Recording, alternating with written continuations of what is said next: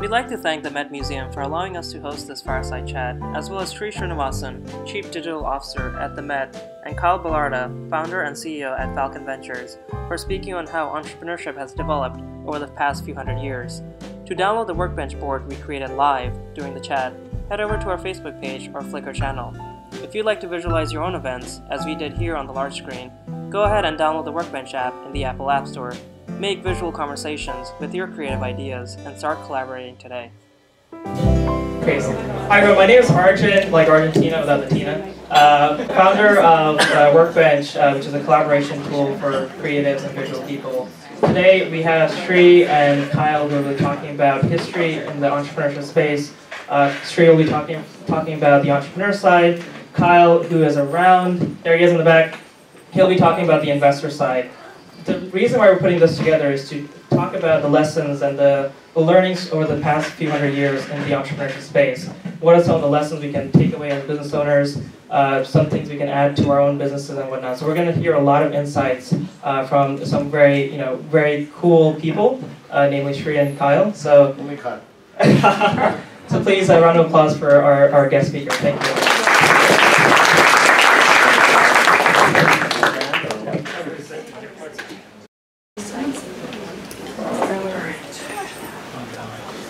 Thanks so much, Sree. If there are more seats up front, by the way, I feel like the front row is entirely empty. Hustlers in the front. We're coming, Arjun. Sree, thanks so much once again for letting us host the event at the Metropolitan Museum. Sure. Can you briefly talk about your background and how you became the Chief Digital Officer? Sure. Thanks for having me, and thanks and welcome everybody to the Met. It's what we call Met Fridays here, #Met Fridays. We have lots of things going on upstairs. In addition to the art, we have music, food, and performances going on right now. And we love hosting events here when we can. And if you haven't been to the Met in a while, I hope this will be the first of many occasions you'll come and see some amazing things. We just opened a show called Pergamon, which is about the history of Greek and Roman art from the death of Alexander to the suicide of Cleopatra. And it's unbelievable. You have to go up and see it. The museum's open till 9 o'clock on Friday and Saturday, so I hope you'll stick around after this or come back another time. And two other things I'll mention. One is we have something called the Met Roof, #Met Roof, which I hope you folks have seen. And this year the Met Roof is a woman named Cornelia Parker has built the Bates Motel upstairs on the roof garden. And the roof garden's been called in the last year one of the best places to get a drink in New York anyway. So you can you won't have time tonight because it'll go till 8:30 and they close the roof around 8:30. But I hope you'll come back. It's going to be on all summer. And the other thing that's closing this weekend that's absolutely worth seeing is a project out of our media lab, and I think Marco is here. Marco, would you wave? Marco runs at Met Media Lab, which is our R&D space looking at the future of culture. And they did an amazing collaboration with our Egyptian art department. You may have heard of the Temple of Dendur. You may have seen it, this iconic space on the other side of the building. And it's got this kind of beige sandstone color, but turns out the original color of the temple was what I call Google colors, bright reds, greens, yellows, blues. And the Media Lab, working with our Egyptologists, are doing digital projection mapping of a story from the walls of the temple. And it's what I call first century art meets 21st century technology, and it's kind of breathtaking. And so it'll run from tonight all day Saturday till 9 p.m. and then all day till 5 p.m. Sunday, and then it's gone for a year. So you must come back and see it, or see it on your way out tonight. It's at the Temple of Dendur. So my background is I was a professor of digital media at Columbia for 21 years, and I was the first chief digital officer at Columbia. And here they were looking for someone to be the first chief digital officer, and they're looking for someone who was not from the art world, and I was super qualified. The way I look at my job is to tell 1 million+ stories about our 1 million+ pieces of art to 1 billion+ people. And so it comes down to storytelling. How do we do it? In many ways, that mission statement is incredibly audacious and incredibly simple and clarifying. So how do we take the Met and all its stories and tell it to 1 billion people? And so we have 6 million visitors in person. We have about 30+ million visitors to the website, and we have about 100 million visitors on social. How do we take all of that and 10x the whole thing is on the digital side? We don't have that much more room for in person, but we want to grow both those numbers. And I tell people that I run a 70-person startup inside a 150-year-old company. And the Met, just a little bit of background, is the world's largest encyclopedic museum, which means all the world's culture in one building. We're also the world's largest museum building. The Louvre is much bigger on the outside, but we're bigger on the inside. And we have 3 locations. We have the Met, Fifth Avenue, the Met Cloisters, which some of you may have seen all the way in what's called Fort Tryon Park. And then we just opened the Met Breuer. Pronounced Breuer, rhymes with lawyer or voyeur, depending on your preference. And the Met Breuer is a place that was the home of the Whitney Museum. I hope you've all been to the New Whitney. Who's been to New Whitney? Well, many of you. It is special, super special. I hope you'll go. But the building that's been left behind, we've borrowed it for 8 years, and we're doing exhibitions there. And before I turn back to Arjun, I'd just say there's one spot there that kind of captures why you want to go to a museum. They have what I call 6 feet of magic on a single wall. They have 2 Leonardos and 1 Michelangelo just sitting there. And that's not counting the Picassos, the Warhols, all the other famous artists, but just this one magical wall where they have these paintings tells you why we should go and see art in person, and that's what we do. So I hope that rambling answer gets you started. Absolutely. So talking about history, and you talked about history actually in fact a couple of years ago in terms of finding leads for small businesses. And then here's your article actually up here in terms of the the World Wide Web helping entrepreneurs or helping business owners, or even tools like the phone and the email back then.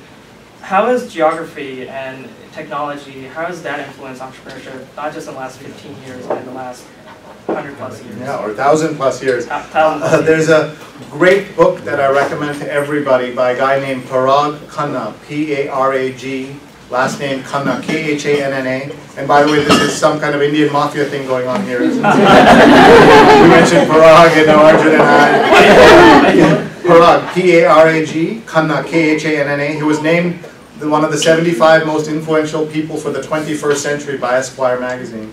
And he's got a new book called Connectography, and it's about the role that geography plays in connecting the future of mankind, the past and future of mankind. Just one of the facts in the book, by the way, is that if the world temperature rate rises just 4 degrees, that band of where most of the world's people live, right, that middle band, will all, in the west of breadbasket of the world, America, parts of Asia, Australia, will all turn, almost unlivable, unfarmable, and global warming will mean that suddenly Antarctica is a place where there'll be a lot of farming going on and things like that, and the Arctic Circle.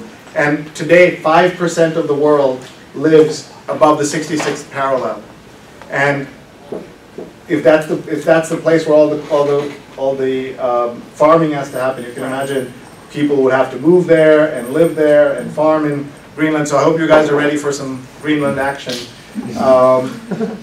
So we are constantly thinking about the sweep of history and geography here at the Met, and this Pergamon exhibition is a perfect example of how countries and nations rose and fell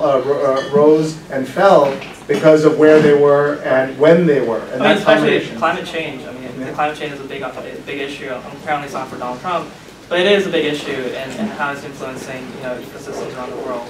Did that play a role as well? Oh, sure. One of my favorite items at the Met is a bust of young Alexander the Great that I hope you'll find. It's in the Greek and Roman section. It's actually sort of above here. And I call him Jim Morrison. He's so handsome. He's Jim Morrison, but some of you have no idea who Jim Morrison is. So I'll tell you. I call him also McDreamy. Some of you know who that is. Or Leo DiCaprio, maybe, right? Yeah, so the New York Times, writing about him, said he's Justin Bieber with gravitas. And what some of the things I learned, so in those days it wasn't about making a startup, right? It was about conquering the world, literally for the benefit of having the resources that then you take back to your home country. And Alexander had titles that I didn't know about. He had the title of Shah of Persia.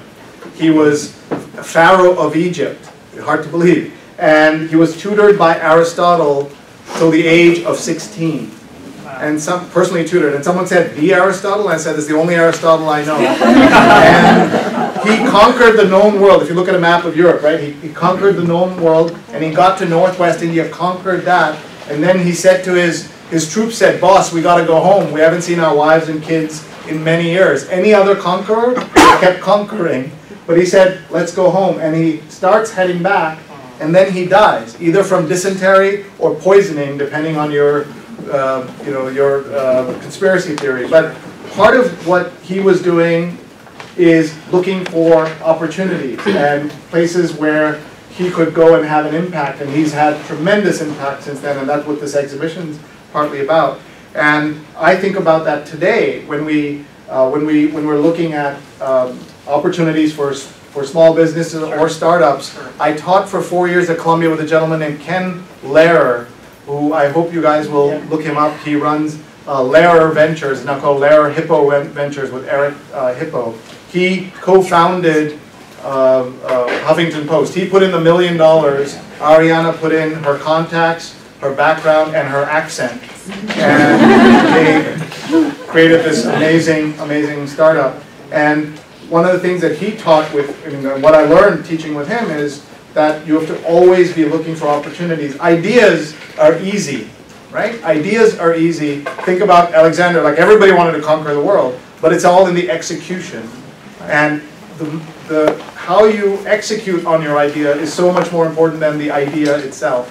And so he would always talk about this, that how do you find the right idea at the right time, and not focus on the money, not focus on do you have enough, like how much money will I make, not even think about exit, things like that. So at one of the classes, a student asked, what's your favorite startup that you have invested in the last 2 years? And he said something called GroupMe, not Groupon, but GroupMe. Anyone remember this? Some of you do. And so GroupMe, and they said, what is, so he said it's a service that lets you do group texting and group conference calls for free. Now, today that's WhatsApp, that's Viber, all these things, but back in, let's say, 2010, that was fairly rare. And somebody in the class said, how will that make money? And he said, I never asked that question. What I look for is, does it work? Is it an awesome product? Are there people who love the product? And finally, are and mixed into that, the team itself. What is the team about? Who is the team? And if all of that works, I will invest, and then we'll leave it. The rest of it will happen. And sure enough, he said that, and like 6 to 8 weeks later, Microsoft bought it for tens of millions of dollars. So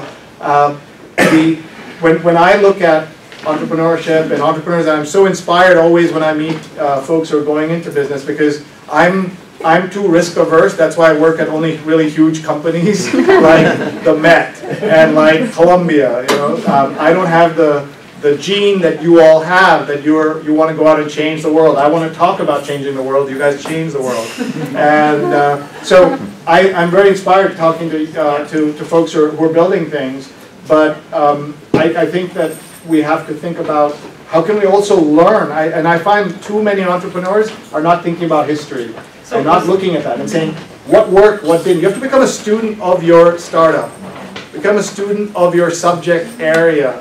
And otherwise you come in just saying, I built the world's best glass and I'm going to do this, is not enough. You have to know what other glasses worked, what didn't, what's the price of it, what's happening. And many people pay lip service to it rather than pay real attention. So in terms of talking about pioneers in history and talking about history itself, in terms of entrepreneurship and innovators, Eli Whitney, Thomas Edison, just to give two major examples. What role did they play in the evolution, the revolution, innovation of our country? Yeah, so I think they're examples. If you look at folks like that, we think about startups and things as happening today, but those are about all of the folks you mentioned. They didn't necessarily were the first people to have an idea about the cotton gin or the idea of the light bulb. It was again in the execution of it. And when you hear how many people got turned down by, in those days there were no VCs, there were nothing like that. But there were patrons, and the arts is a story of patronage, right? People would support. One of my favorite stories of Estee Lauder. You all know the company, right? Estee Lauder. And Estee was a young woman in New York City who had this idea that she could make beauty products, and everybody in her family said, "This is ridiculous." And you're a woman. Well, what do you know about beauty products, right? Like that was the idea, and she had to fight not just society but her own family to be able to do what she did. And she went on to be so successful that her son Leonard Lauder gave the Met $1 billion of paintings. He gave the Met 81 Cubist paintings, Picasso, Sree, Leger, Braque. In one morning, we just got this amazing. So what does that tell you? FedEx came by. Yeah, FedEx had dropped it off. In fact, there is a part of that. So 80 gifts, 80 paintings were the original gift. And then one morning, he just called our director and said, "Tom, I have not seen this painting, but I've just bought it. It's a Leger, and I'd like you to have it." It was like a $20 million painting, and it just showed up. Get your guys ready, and so that's what we did. And so, I think often about Estee and say, how is it that this young lady was able to be so successful that her son was able to give $1 billion worth of gifts to the Met? What does that say about her as much as it says about him and his success? But who was saying that she couldn't do it or she shouldn't do it? Was it the politicians? No, it was the family. It was the climate. It was the time when women weren't supported. Right. So you add up all of that. That's why she wasn't able to. Can you name any specific women in history who have played a pivotal role in entrepreneurship itself throughout history, and how can we make it easier and more compelling for more women to get into? Well, I mean, my favorite example is Estee because she's a brand everybody knows, and we at the Met concentrate a lot on we have this fashion institute here, the Costume Institute, and we have, by the way, an unbelievable show coming up called Manus Ex Machina, and it's a combination of Anna Wintour, the Met, and Johnny Ive. Wow. And it's going to open May 3rd, and I hope you all come to see it. It's going to be all summer. It's about fashion in an age of technology, and in it you're going to see the history of women who played a role in fashion and business. I think that one of the things that we could all do is think about our own startups. What are we working on? What are the ideas? And again, going back into history and seeing what are the lessons from that. I love what you're doing, by the way. Oh, thank you. Tell them what you're doing. So I'm annotating all the questions I decided to ask Sree. We'll do the same thing with Kyle as well. And this is actually the company I started in college, is to help people visualize concept, concept and share PDFs and documents and whatnot. So instead of saying go download the app, we're actually having an organic conversation like this. We do it every 10 days. Okay. So learn from. So I'm a big fan of annotation. I tell everybody, annotate your life. You know about Rap Genius, right? Rap Genius, this app that started annotating rap songs, now is called Genius. And they hired Sacha Frere Jones, who is a pop music critic for the New Yorker, and made him one of the folks working on this. And it was a New York Times headline, Sacha Frere Jones leaves the New Yorker to join Rap Genius. And I thought it was an Onion article, right? First of all, I also learned, I've been reading Sacha Frere Jones for a dozen years. I thought it was a woman of color, turns out to be a white guy. And that was a whole other story. But just telling you don't know what you think you know. Ariel's giving us the hook over there. Right. So before we say goodbye to you, what are the last pieces of advice you can give, or any tips you can give to the business owners in this room in terms of taking history into account and actually making their business work? Sure. First is always carry multiple battery packs when you can. So Got it. I have a Mophie case, which I don't make money from it, but I recommend it to everybody. I'm writing this down. Mophie case. So one is always be charging your phone. Who's charging their phone right now? 1, 2, 3. You should walk in. You are as well. You know the show Monk? Anyone seen that? You have to be like a detective. Walk into a room and look for juice everywhere you get. And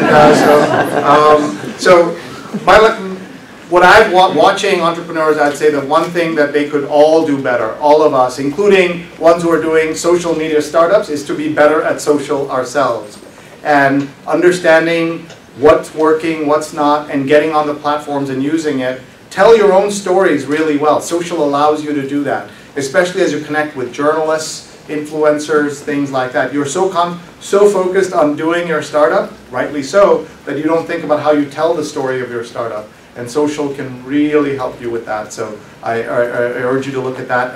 I run something called Social Media Weekend.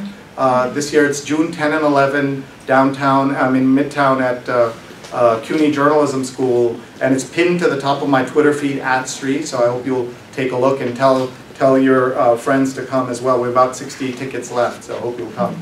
My final thought is that for those of you who aren't yet have your successful startup and you're thinking about what should I work on, etc., and maybe like a lot of us, you're like, gee, I wish I'd taken more coding classes, right? That's a thought that often occurs to us. I will tell you what a very senior VC in California said to me. He said that, of course, we need engineers, and we encourage everybody to go out and get engineering degrees. But startups and the world of technology also needs designers, thinkers, poets, storytellers to be able to put all that together. And the best startups and the most successful are the ones that have that combination of kind of the design and beautiful product. Like one of the things that I recommend to everybody look at is an app called Dark Sky. Has anyone seen this? Dark Sky? You have, right? It's a $3 weather app, and on this I'm going to end. $3 weather app, and you'll say, wait a minute, who spends $3 on a weather app when there's so many free weather apps and Al Roker's on TV all the time? Why do you need a weather app? And the answer is that it does one thing really well. It tells you if it's going to snow or rain where you're standing in the next hour. It's like Waze for weather. Is that worth $3? It's worth to me $30,000 over the course of what I do with it with my kids and everything else. It's so fantastic. But the lesson there is started in Kickstarter, and they've been offered millions of dollars to go off the market, and they haven't, to exit. And it works really well, right? At the heart of it is a product that's beautiful. That works really well. But the design, the functionality, right? You know how it looks on a phone or an iPad. That combination of form and function, and that brings us back to the Met. We're about beauty and poetry and design, but we're also a story of science. The reason anything we have at the Met still exists, there are things that are 6,000 years old, is because the science of the day was used in the right way to tell that story, and then with the art and that combination. So I want to thank you all for coming, spending time here. And,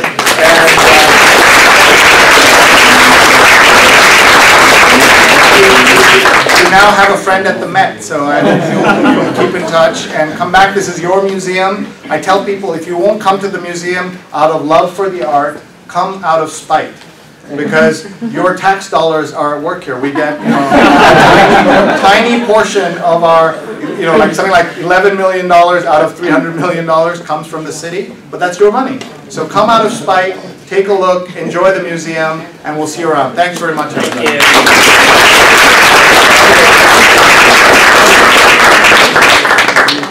Please welcome me and please help me welcome Kyle to the stage. Thank you.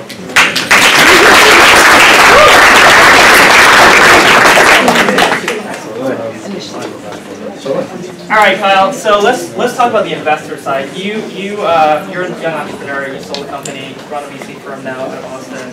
Yep. Talk about a little bit of your background, how you got into the space, and why you're here. Yeah, so it's interesting because I actually have a pretty big background in art before entrepreneurship. So my undergrad, I actually grew up playing piano when I was 5. I went to Interlochen Arts Academy in Michigan for high school. And then I went to Cal Arts, which was Walt Disney's school in Los Angeles, all before I decided to even become an entrepreneur. And so a lot of people would look at my background and be like, none of this should fit together. Like, how did you come from art, going to Cal Arts, starting a musician, all the way to entrepreneurship and then venture capital? And there is no difference. There's a lot of similarities between those different experiences. Kind of going into entrepreneurship, my friends and I built up a hardware company in California. Grew that from the 3 of us to 300 employees in about 3 years. Had gone through the full life cycle of the company, so we went from ideation to commercialization, all the way to global scale. We had offices in California, Taipei, Cork Island, Amsterdam, and then finally sold it, and that was all within 3 years. Congratulations. So that was the full life cycle, and so essentially what we would try to do is take that experience, translate that, having gone the full life cycle of the company, and translate that to building a firm that was really relevant to entrepreneurs. And when you start to realize the role that every single one of us, whether you're a designer, you're an artist, sure, you're a venture capitalist, you play a very significant role in a broader ecosystem. And so what we started to realize was capital plays a very significant role in catalyzing entrepreneurship and essentially ultimately shaping the industries and the technologies that form our cities. And so like Sree was discussing, like art revolves around patronage, right? And very much the same way in technology, depending on the types of investors you have, that can help shape what kind of technology and innovation you start to create. So like patronage that commission certain types of art, that can help shape influence what artists start to create. You see that like a mirror image of that. Absolutely, yeah. You see that a lot in the Baroque period, sure, and when you had like court composers and Kapellmeisters and all that in the music space. But then you start to see the role that capital plays in incentivizing certain types of entrepreneurship. So what we want to do is start a firm that, rather than talking about being supportive founders, we wanted to create a firm that innovated venture capital where we can actually put in place the economic levers to truly incentivize an alignment, to be focused on catalyzing technologies that are going to positively contribute to the world. So rather than talking about the change we want to see happen, we wanted to put in place the capital that truly catalyze that change. So that was a little bit of our background, but a lot of it, we realized the role that venture capital has in these ecosystems, and so actually articles up here from Medium about spheres and ecosystems. Absolutely. So when you start to realize the significance of the role that you start to play, big or small, you start to wonder. We usually approach our business with blinders. You're either a developer, you're only in this industry. But then when you start to realize the contributions you make to a broader picture, like a single species or a single type of flower plays in a certain type of ecosystem, it plays a very significant role. And to be conscious of that role is very important. So the way that we kind of approach everything is we believe that we're in the building of in the business of building and shaping cities and industries, because the role that we start to play is very significant. So you talk about nature and different parts of nature playing a role, like you just mentioned a flower and an ecosystem. What are some of the roles that are being played in the development of entrepreneurship? Yeah, it's interesting because you always hear this reference to cities as ecosystems. You probably hear this a lot in the tech world, right? They're like the Silicon Valley ecosystem, the New York or the Silicon Alley ecosystem, right? But everyone refers to it as an ecosystem. And so you start to realize that there are different components into making really compelling ecosystems. And so you start to take a look at the technical support, the research, universities, talent. There's a number of different factors, and every one of them plays a very significant role. And whenever you take a look at biology, there are a mixture of flora and fauna species, and every single one of those plays a significant role as well. We're taking this up to a nerd level now. Totally. Totally. So the idea is whenever people think about ecosystems, they only think about the city, but they don't think about the biosphere. So in biology, you have ecosystems. There's biota, which is regional ecosystems, so regional-based ecosystems, and there's biospheres, which are the global sum of ecosystems. The biggest characteristic in determining if an ecosystem is very healthy is biodiversity. So when we talk about biodiversity, you can equate that into cities industrial diversity, cultural diversity, socioeconomic diversity, even urban design plays a very important role in that. And to be conscious of those different things will help us determine how we continue to contribute to ecosystems that will continue to create better outputs and outcomes related to innovation. So related to this article, I think this one specifically, everyone thinks about cities mostly on a biota level, and they think that that's where the ecosystem stops. But they don't realize that the city plays a role in a biosphere level.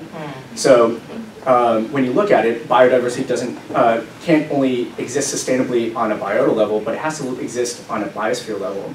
So I've started to do a lot of work in Detroit. We're based in Austin right now. I spent 9 years in California, so I've got a lot of benchmark between the Bay and New York. And there's a lot of cities that are trying to really come up in terms of its innovation. And what they try to do is replicate Silicon Valley. What that does is essentially you're creating homogeny on a biosphere level. Everyone's trying to recreate Silicon Valley.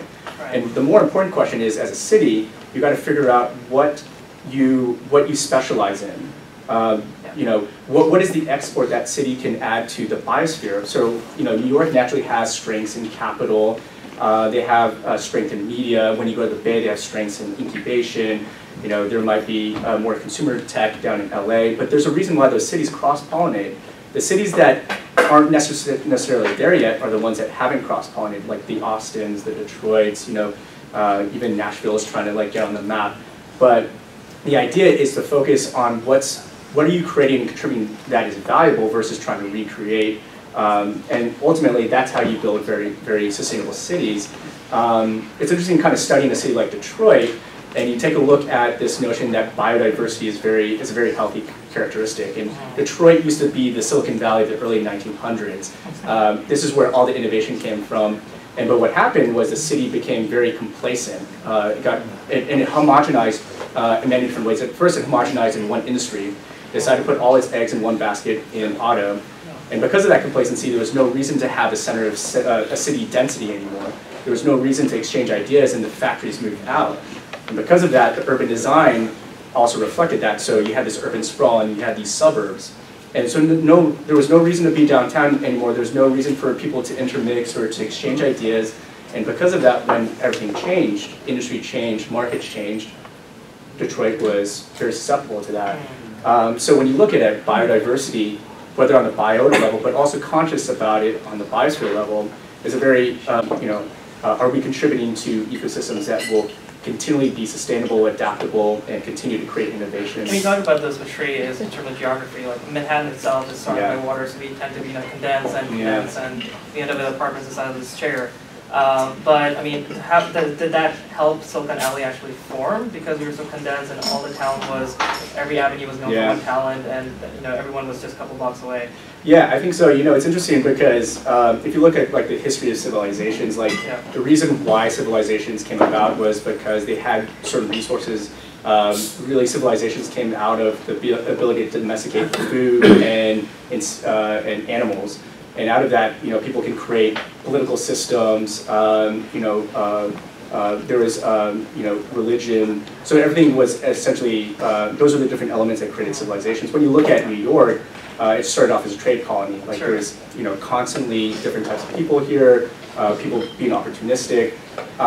So when you look at, San Francisco, its components are different, but at the time, its density of activity. The reason why you go to the Bay and the reason why it's still relevant is because it has a density and a volume of capital, incubation, technical support. But also history. I mean, talking about history, it has such a wealth of history to learn from. Absolutely.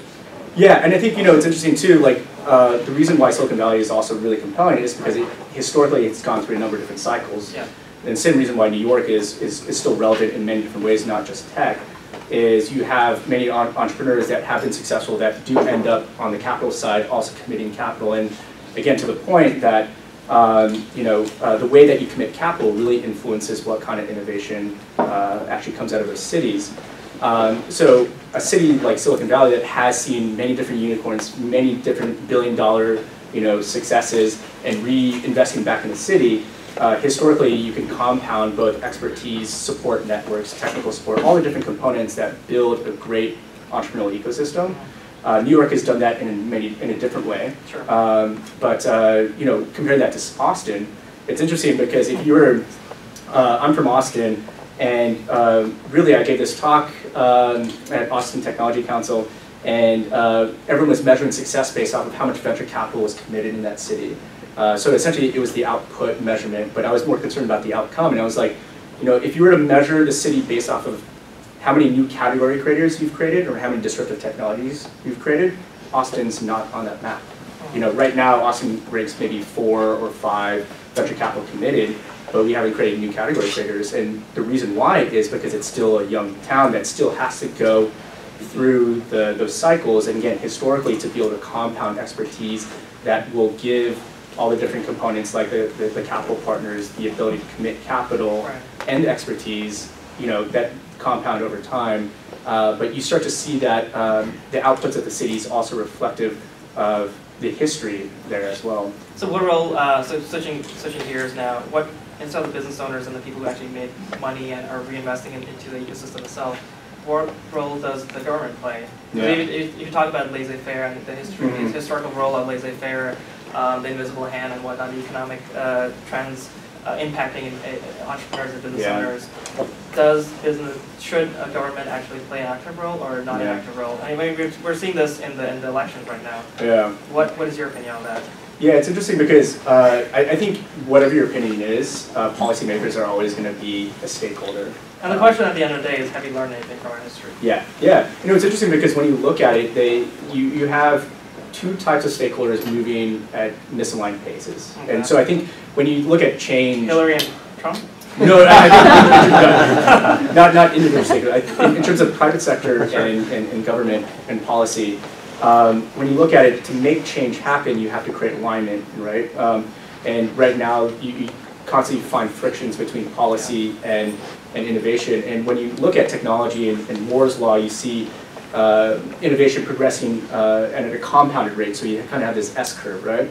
And you have policy and you have law and regulation that's based off of precedent. So it's very linear, right? So you're naturally going to have these points of friction that is very difficult. Like we have a few Austinites actually in this room that happen to be in New York, and one of the biggest issues in Austin was kind of this this big vote around ride sharing in Austin. Yep. And as a town, like we pride ourselves as being an innovative city, but the city council was still having a big difficulty around opening up their doors to Lyft and Uber, and they play a jam.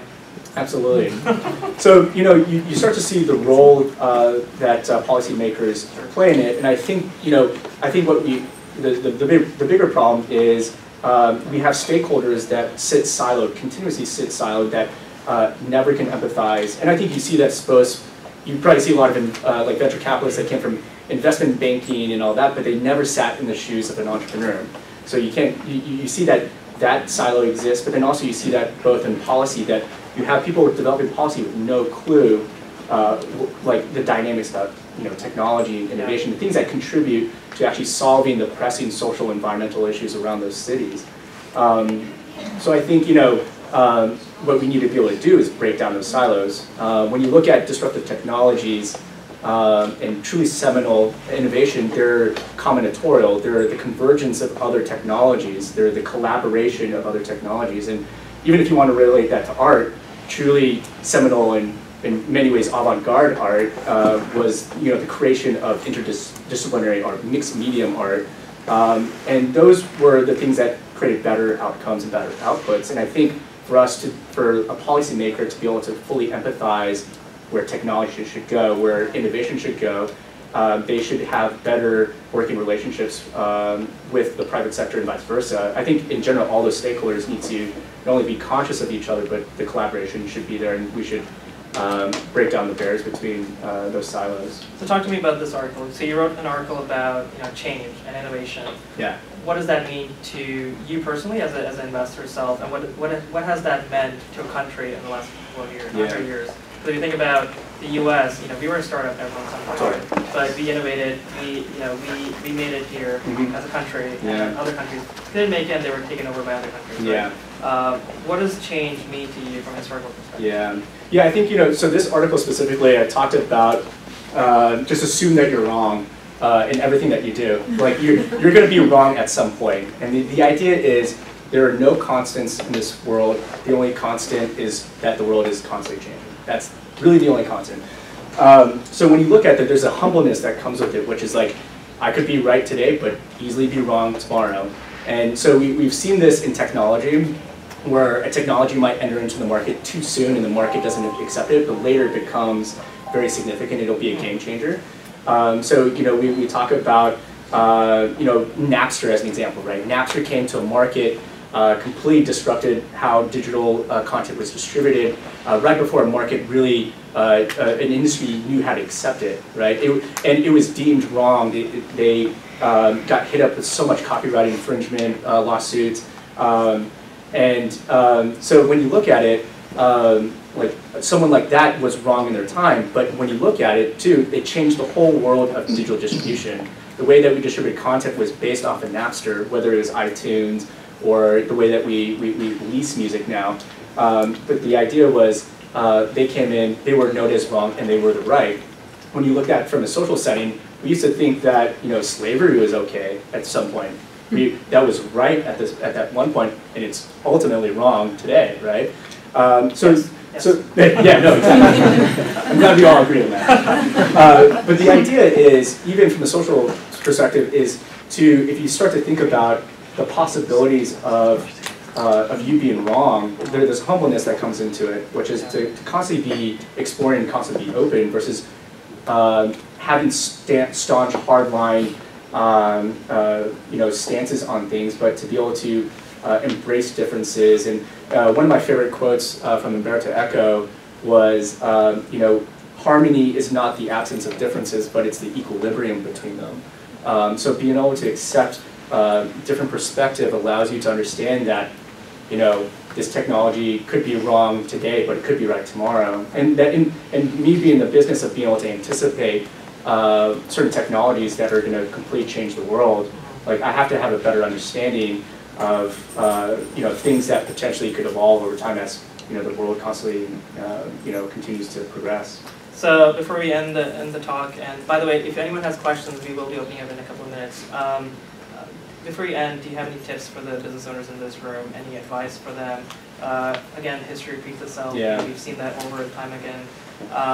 What can they do to run their businesses more efficiently? Yeah, I would say there isn't like a tactic or a single answer for any of this. I think having come from art, entrepreneurship is very much art, and I've discussed this with a lot of my friends, which is what makes art beautiful isn't necessarily the finished product, but it's the process and the framework. When you listen to like Bach's music, what's beautiful about it is the process of its counterpoint and its fugue. And when you look at entrepreneurship, there are no answers, right? You're constantly going to be navigating unknowns. You're going to be asking questions that lead to more questions, and it's that constant curiosity that continues to lead down to where you need to be. So if you knew all the right answers when you're building this company or building an idea, then it's probably not innovative because it's probably been done because the answers exist. But the fact is, if you're truly creating something seminal and pioneering, there will be no answers. And that's why like art and entrepreneurship is very much the same, which is you're taking an idea and turning it into reality by committing yourself to the process. So I would say that probably the number one thing is, embrace the process, dedicate yourself to the process, ask, there are only more questions, there are no answers. I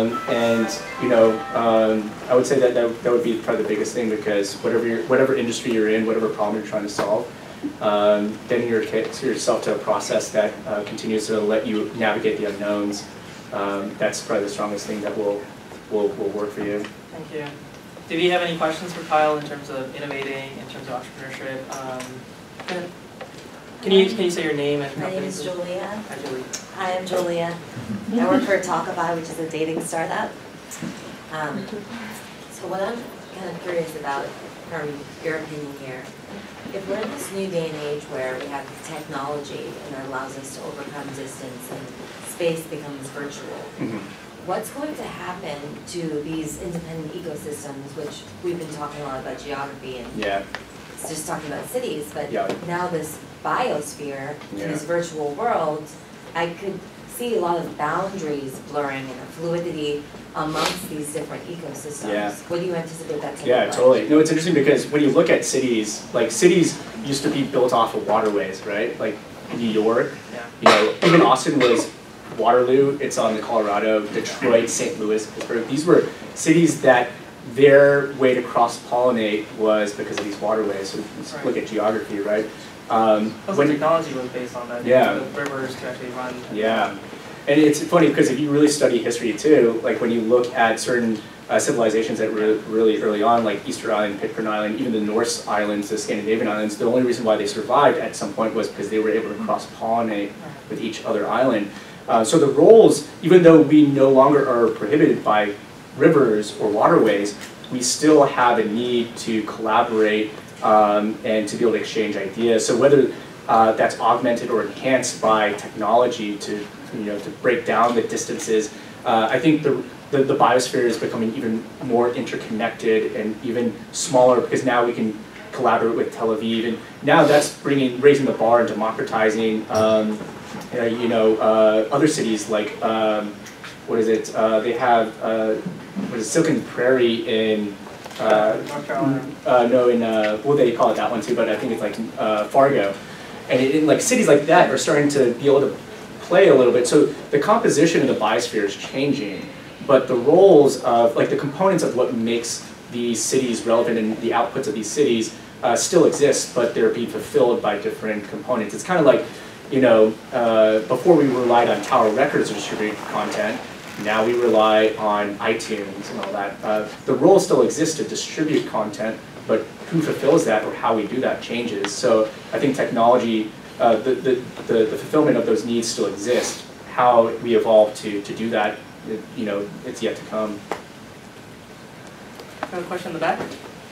Carl, I love the speech. A couple of things that hit me hard was cities changing technology, right? Yeah. As you sort of see this exposure of and this increasing exponential growth of technologies within cities, you as running sort of a hedge fund or a VC fund, how do you hedge for this exponential technology growth within cities on a infrastructure, on a development exposure? Because things are moving so fast, you create an idea and then you're out of it. So how do you hedge for that? Yeah, I think every single firm has a different thesis, and so traditional venture capital is you hedge a lot, which is like you expect 90% of your fund to lose and 10% to win, and that returns of capital and profits and all that. Even our firm is changing, where we're now just trying to be more hyper focused and more intentional about how we commit our capital. And so when you look at innovation, a lot of people talk about purely the product or the consumer solution. So mostly investors will balance like, hey, is this product different than that competitor or whatever? But when you realize it, the consumer solution or the technology is only one component to making a viable business or a viable technology. It's about establishing the value network. So we actually, as a firm, we actually are a little more intentional and we widen our wide lens of understanding not only is this consumer solution because of the technology compelling, but is there value created enough for the value network to be established? There's other stakeholders involved like distributors, manufacturers, suppliers, and if you remove one of those components, every single company has a value network that they rely on, and if you remove one of those components of the value network, it's not viable. There's a reason why like Fisker didn't win and Tesla did. Like Fisker built a beautiful designed car, but Tesla built a value. Well, I mean, I think he can't be asked but Tesla built the Gigafactory, changed the distribution model. They built the value network that was viable for that. Same thing with Apple. Everyone thinks that Apple built the smartphone industry, but actually Nortel had the first mover advantage. They did every single thing that iPhone did, sold it for cheaper, but Apple owned the distribution, the relationship with the content creators. So when you look at it, as people are continuing to build exponential technologies, you have to be a little more conscious about not just the technology, but building categories. Does branding play a part of that? Branding and the persona of a company? Yeah, I think so. I think more branding persona is more related to the mission, which is, Apple wasn't, like, the iPhone wasn't a success because it was purely design. I know a lot of people are probably designers and they're like, whatever. But that was one component to it, but really design thinking was the thing that really made it compelling, which is understanding the complete value network of the company. So when you look at branding and positioning, I think that related to mission, you're identifying a real problem and aligning a technology or a solution to it. I see a lot of technologies out there, or a lot of founders that are so in love with technology and their product that they haven't figured out a real problem to align it with. And it's like backwards, which is you need to find a problem first, a real compelling problem, and then align a solution to it. Because then it allows you to be adaptable, because as a company, your technology constantly evolves, your company evolves and pivots, but ultimately the mission stays the same. Thank you. One last question. Yeah. Hi, I'm Ying, and I work for McAndrews and Forbes. It's an investment fund. So I have one question. I don't know if you can answer it, but so my whole job is to help traditional companies innovate, right? And sometimes I work through it and think like that's just not possible. Yeah. And one goal is how do we combine startups into like traditional companies, right? So for example, when I first joined the company, they're like, can you help our companies not be Kodak? Yeah. Right? Yeah. So I know you guys are disrupting old ones, but is there a role where traditional companies can sort of last longer by using startups? And I think the question is also talking about like Amazon buying Zappos and not killing the Zappos culture, or acquisition may not be the answer, right? Yeah. But it's actually keeping those cultures. Right, is that even like a valid way No, yeah, totally. So you just Absolutely. let them be Kodaks, right? Totally. So when you say traditional firms, are you meaning incumbent firms, like larger? Yeah, well, for example, we own a check printer. Right? Okay. So we're trying to help a check printer like have something different. Talk about history. They're doing marketing services now for banks. Okay. Gotcha. I was going to say, talk about checks. There's a history behind checks and why banks even came up with that. Yeah, it's interesting because first, like, it's really interesting to note that everything's constantly changing. There's two types of change makers in biology that, and when you realize and translate that to entrepreneurship, you start to realize like which one are you. So in biology, there's two types of change makers. There's invasive species that come in and completely change the way that value exchanges across the ecosystem. So look at that as like truly disruptive technologies. They've like Napster came in, completely changed the value network. Tesla came in, didn't want to be a regular car company, created a whole new network. Invasive species, right? The other one that creates change in an ecosystem is host species. So host species are the ones that other people rely on. So as like these large firms like a Google evolves, it changes its search engine algorithm. All these agencies and technologies will evolve with it. So they have these commensal symbiont that like will evolve with it. So they essentially put co-evolution into place. So you got to identify: are you the invasive species or are you the host species to make that change? So you think the invasives are the disruptors? Yeah. They change. They completely come in with an asymmetrical approach that doesn't play the same game as these incumbents and change everything. But the host species, they can go in and change themselves, and everyone else will change with it. So you're saying the host species are the incumbents themselves? Yes. Okay. Yeah. So it's interesting when you look at publicly traded companies. Their measurement of success is earnings per share, right? So the statistical length of the lifespan of a company going IPO is now 15 years. If you go IPO, statistically, you'll probably last about 15 years. You'll either roll up, you'll either die off, or whatever, but you're not going to be around really after 15 years. And it's interesting because those measurements, your measurements start to change when you become less agile. So whenever your measurement of success is earnings per share, if you try to reinvest funds into innovating, you've gone against your fiduciary obligation to maximize earnings per share. You kind of shoot yourself in the foot. Right. So the economics of measurement success is different. So really, when you look at it, a lot of the innovation occurs. Companies that have been incumbent, that have been successful in disrupting themselves, always roll out their changes separate from the existing value network. Because if you were to try to create something innovative in a check company, it would be difficult to do that based off the measurements of success, the strategic impact, the resources, the capital, the personnel that isn't geared for something that it needs to evolve into. When you look at Google's campus, their offices are separated by YouTube, Android, and all that. They run independent, and then that's probably why they have the parent company now, Alphabet. Yeah. To felt some of that happening at the company. Yeah. So the idea is like if Google wanted to continue to build a search engine company and start to build like Android and YouTube, all that underneath it, it would not exist. But the idea is you have to disrupt yourself by creating a new solution that has its own value network and let it be independent. It's hard to do that within like your own incumbent firm because that value network is already established. So, so I think if you're at a point as a host species or an incumbent firm to be able to make that change happen. But the thing is, I don't think anyone is really reliant on check scanning. Is that what it was? Well, I need to print checks. Printings, yeah. So I mean, so the people that rely on that isn't as significant as So I mean, like as a Google or whatever. So I think in that case, for that to work, you would have to it would have to have whatever you're creating change with. It has to be completely separate from the existing value network. Ladies and gentlemen, thank you so much for coming.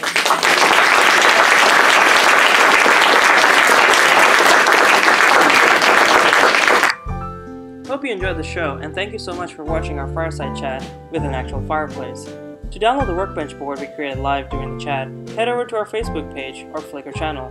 Looking forward to seeing you in person at our next event. In the meantime, if you'd like to visualize your own events, as we did here on the large screen, go ahead and download the Workbench app in the Apple App Store. Make visual conversations with your creative ideas and start collaborating today.